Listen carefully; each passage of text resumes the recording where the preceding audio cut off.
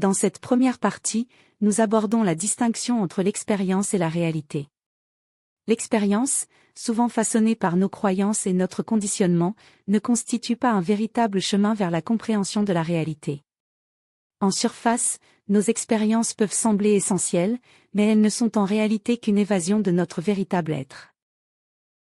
Pour vraiment nous connaître, il nous faut nous observer lucidement, sans jugement. Cette observation nous aide à découvrir cette solitude profonde que beaucoup d'entre nous ont déjà ressentie.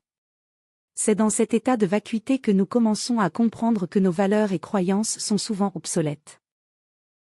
En demeurant dans cet état de solitude où nos valeurs s'effacent, nous sommes finalement capables de faire face à cette réalité. C'est là que la véritable compréhension émerge, loin des croyances et conditionnements.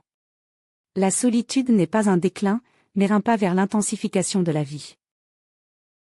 Se libérer de l'environnement, des souvenirs d'expériences passées, est crucial pour découvrir qui nous sommes réellement.